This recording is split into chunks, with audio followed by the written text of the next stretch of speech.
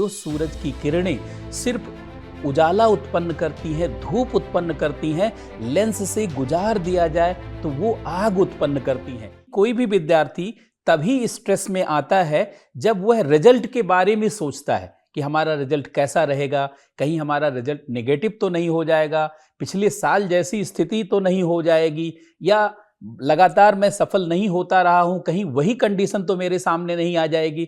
जब कोई भी विद्यार्थी इस प्रकार से सोचता है तो वह प्रेशर में आ जाता है, और प्रेशर में आने के कारण वह अपने सामान्य दिनचर्या को प्रभावित कर देता है, अपने स्किल को, अपने कॉन्फिडेंस को लूज कर देता है और धीरे धीरे डीमोटिवेट हो जाता है। और यही कारण है कि हजारों विद्यार्थी हर वर्ष जो बहुत योग्य हैं, जो बहुत अच्छा परफॉर्म कर सकते हैं, उनके भी परिणाम को आप देखते हैं कि नेगेटिव हो जाता है, और यहाँ तक कि बहुत अच्छे बैकग्राउंड के स्टूडेंट भी सफलता नहीं प्राप्त कर पाते हैं। तो मेरा आप सभी लोगों को सुझाव रहेगा कि आप रिजल्ट के बारे में बिल्कुल ना सोचें, क्योंकि जब आप परिणाम के बारे में सोचेंगे तो आपका दिमाग दूसरे जगह चला जाएगा और ये हमेशा लगेगा पता नहीं मेरा होगा या नहीं होगा। तो ऐसे में आप उसे छोड़ दें। एक तो जो आपने सालों भर पढ़ करके नोट्स बनाया है, ब्रीफ नोट्स या वार नोट्स बनाया है, उसको खूब अच्छे से पढ़ें, रिवाइज करें, कॉन्फाइंड कर दें अपने आप को। उससे ज़्यादा पढ़ने की ज़रूरत नहीं है, क्योंकि लास्ट मोमेंट पे बहुत पढ़ा नहीं जा सकता और बहुत पढ़ने से आपको बहुत लाभ नहीं हो सकता। तो सबसे पहले आप अपने कंटेंट को, रिसोर्स को मिनिमम करें, और इसके बाद उसका रिवीजन और प्रैक्टिस मैक्सिमम करें। कहा जाता है यूपीएससी में मिनिमम रिसोर्स मैक्सिमम रिवीजन, यही सफलता का राज है। अगर आप मिनिमम रिसोर्स और मैक्सिमम रिवीजन के पैटर्न को फॉलो करते हैं, और मेरे अनुसार कम से कम 10 बार रिवीजन आपके नोट्स का, सिलेबस का होना ही चाहिए, और इसके बाद मॉक टेस्ट के माध्यम से ज़्यादा प्रैक्टिस होनी चाहिए, ताकि हम अपनी कमियों को जान सकें। क्वेश्चन करते समय कहाँ कहाँ हम सिली मिस्टेक करते हैं, कहाँ कहाँ बिटवीन द लाइन हमसे गड़बड़ियाँ हो जाती हैं, चुनौतियाँ आ जाती हैं, उन सारे चैलेंजेस को आइडेंटिफाई करें और धीरे धीरे इम्प्रूवमेंट लाएं और उनको सुधारें। जो लास्ट मोमेंट में अपने आप को, अपनी पर्सनालिटी को पूरी तरीके से मैनेज कर लेता है, यूपीएससी में सफल वही होता है। यूपीएससी में सफल वो स्टूडेंट नहीं होता जो बहुत ज़्यादा पढ़ता है, जो अपने आप को बहुत फैला लेता है। मेरे अनुसार आपको 2-3 चीज़ों पर बहुत फोकस करना है। सबसे पहले तो आप अपने कंटेंट जो आपने बनाया हुआ है उसको मल्टीपल टाइम रिवीजन करें।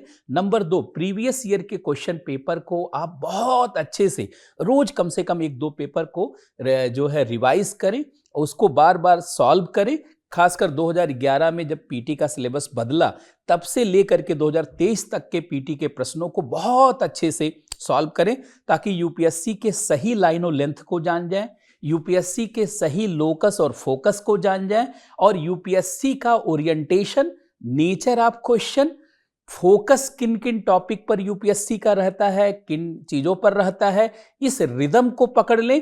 अगर आप चैलेंजेस को आइडेंटिफाई करने में सफल हो जाएंगे तो आपकी सफलता बहुत आसान हो जाएगी और सफल होने की प्रक्रिया आसान हो जाएगी।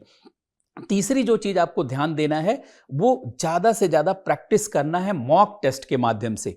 कई बार हम रिवीजन ऐसे नोट्स का करते हैं तो उससे हम उतना डीप लेवल पर अपनी स्टडी को पहुंचा नहीं पाते, लेकिन जब हम क्वेश्चन को बार बार सॉल्व करते हैं और डिफरेंट टाइप के क्वेश्चन हमारे सामने आते हैं, तब हम उन चीज़ों को समझ पाते हैं जहां हमसे गलतियां हो जाती पढ़ने के बाद, समझने के बाद। कहा जाता है यूपीएससी में ज्ञान का परीक्षण नहीं किया जाता, बल्कि ज्ञान के अनुशासन का, ज्ञान के प्रबंधन का किया जाता है। अगर बहुत फोकस करेंगे तो बहुत अच्छा परिणाम प्राप्त कर ले जाएंगे।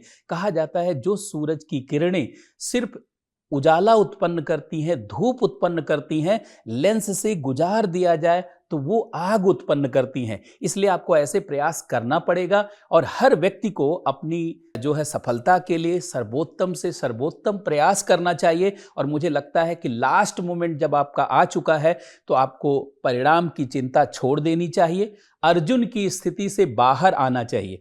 पूरा गीता का जो 700 श्लोक है भगवान कृष्ण का, वो यही मैसेज हमें देता है कि बहुत योग्य से योग्य व्यक्ति भी निराश हो सकता है, हताश हो सकता है, उदास हो सकता है और वह जो है परिणाम से पहले ही हार मान सकता है। जबकि अर्जुन के स्तर की योग्यता, अर्जुन के स्तर का कौशल रखने वाला व्यक्ति अर्जुन भी जब इस तरीके की स्थिति में आ सकता है, तो हमारी आपकी क्या ही स्थिति है। ऐसे में मेरा सभी लोगों को सुझाव रहेगा कि आप भूल जाइए कि क्या परिणाम होने वाला है, सिर्फ कितना ज्यादा रिवीजन और प्रैक्टिस कर सकते हैं और कितना सेल्फ मोटिवेट अपने आप को रख सकते हैं, इस पर फोकस करिए और लगातार परिश्रम करिए। अब 10-12 घंटे से कम मत पढ़िए और एक रूटीन बेहतर फॉलो करिए, अपने स्वास्थ्य को बेहतर रखिए और लगातार अपने को पढ़ाई में लगाए रखिए।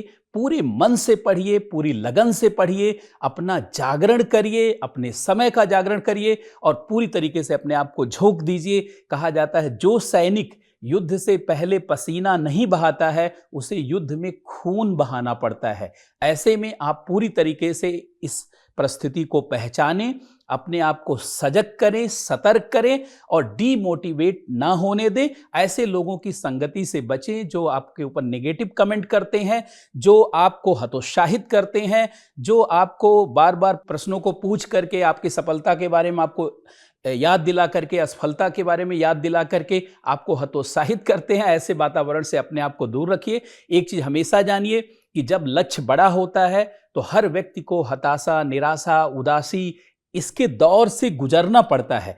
जिनकी पहली रैंक आई है वो भी पहले असफल हुए हैं। आप चाहे इस बार के पहली रैंक वाले आप कैंडिडेट को देखें, आदित्य जी को देखें, या उससे पहले आप इशिता किशोर को देखें, ये लोग भी पहले 1-2 चांस में पीटी ही नहीं पास कर पाए, लेकिन बाद में इन्होंने अपने उत्साह को, मोटिवेशन को बनाए रखा और लगातार सतत प्रयास से इन्होंने अपनी किस्मत को पलट दिया। हर वो व्यक्ति जो बेहतर प्रयास करता है वह अपने जीवन में सफलता का वर्ण करता है, अपनी किस्मत को पलट देता है। इसीलिए आम जनजीवन में, ग्रामीण क्षेत्रों में आप देखते होंगे लोग कहते हैं कभी गाड़ी नाव पे और कभी नाव गाड़ी पे। तो मुझे लगता है आप लोग इस पैटर्न को फॉलो करेंगे और यूपीएससी की सफलता में निश्चित रूप से अपना झंडा गाड़ेंगे। मेरी बहुत बहुत शुभकामनाएं सबको।